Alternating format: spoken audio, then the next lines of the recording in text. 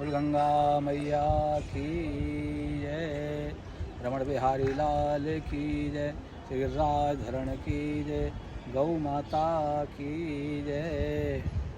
आज हम ऋषिकेश की इस पावन भूमि पर आए हैं, जहाँ भगवान के श्री चरणों से निकली हुई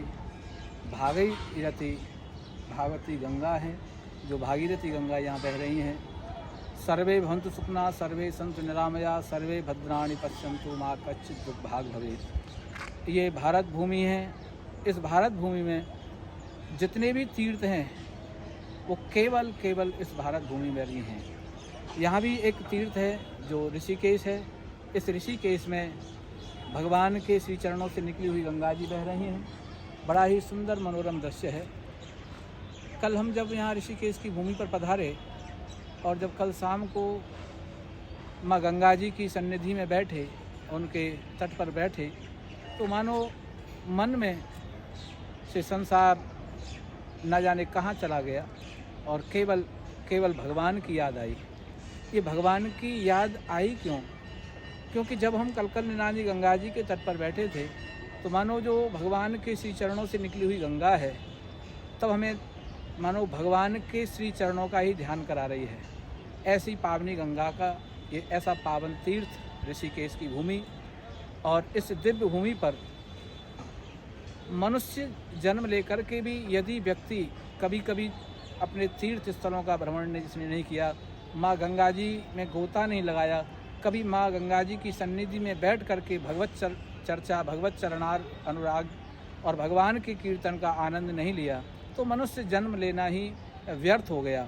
मनुष्य जन्म लेकर के हम मानो पावनी गंगा के तट पर बैठ करके भगवान के श्री चरणों का ध्यान करते हैं, और न जाने गंगा जी के तट पर बैठते ही किस प्रकार से मन दिव्य आनंद से भर जाता है और इतना हर्षोल्लास इस मन में होता है, और केवल भगवान के चरणों का ही ध्यान रहता है।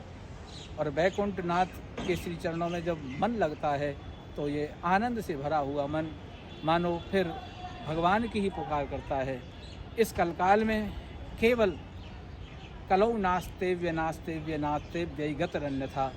गंगा जी के तट पर जो कलयुग में भगवान के नाम का स्मरण करता है, नाम का कीर्तन करता है, कलौ नास्तेव्य नास्तेव्य नास्तेव्य गतरन्य था। 3 बार इस बात को कहा गया कि अपने घर में भी हम भगवान का नाम लें, लेकिन जब वो नाम तीर्थ में आकर के लिया जाता है तो वो करोड़ों गुना फल प्राप्त कराता है। ऐसा पावन तीर्थ है ऋषिकेश की ये भूमि, और हम इस सुंदर वातावरण में हैं जहाँ आज सुंदर बादल छाए हुए हैं, कहीं भी धूप नहीं है, सुंदर दिव्य नज़ारा है, सुंदर पहाड़ियाँ हैं, और उन सुंदर पहाड़ियों के मध्य में हम यहाँ बैठे हुए हैं, और यहाँ पास में ही गंगा जी का सानिध्य है। और भगवान से हम भी प्रार्थना करते हैं, जो भी भगवत प्रेमी भक्त जो इसको वीडियो को देख रहे हैं, उनसे भी निवेदन है कि आप अपने मन को ऋषिकेश में ला करके घर में भी अगर भगवान का चिंतन करेंगे तो आपको भी ऋषिकेश का पूर्ण फल प्राप्त हो जाएगा। भले ही आप अपने घर में हैं, लेकिन नेत्र बंद करके आप विचार करेंगे मैं ऋषिकेश में भगवान का नाम ले रहा हूँ, तो वह फल आपको घर बैठे भी प्राप्त हो सकता है। ये ऐसी सुंदर भूमि है। आगे इस ऋषिकेश की भूमि पर आने का एक अनायास ही जब कोई कार्य बनता है तो माँ गंगा की याद आती है कि कोई विचार नहीं था, अनायास ही माता गंगा ने हमें बुलाया है, और बस मानो माँ गंगा ने हाथ पकड़ करके हमें खींच लिया हो। तो एक तो हम कोई प्लान बना करके आते हैं, और एक अचानक ही माँ गंगा की कृपा होती है तो हम उस कृपा के मध्य खिंचे चले आते हैं। और कल हम जब यहाँ पहुँचे तो बड़ा ही सुंदर आनंद था, और ये गंगा जी का सुंदर सा दृश्य है यहाँ आप सब देख रहे हैं। और सभी भक्तों से ये निवेदन है कि आप जो इसका दर्शन कर रहे हैं गंगा मैया का, भगवान के श्री चरणों में आपका प्रेम नित्य निरंतर बढ़ता रहे। सीताराम चरण रति मोरे, अनुदिन बढ़े अनुग्रह तोरे।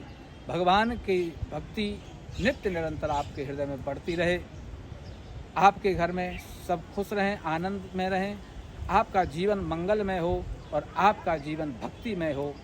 इन्हीं शब्दों के साथ, इन्हीं कामनाओं के साथ आपको भगवान के इसी चरणों में प्रेम निरंतर बढ़ता रहे। इन्हीं शब्दों के साथ अपनी वाणी को विराम देते हुए सभी को जय श्री कृष्ण, जय श्री राधे, जय गंगा मैया की।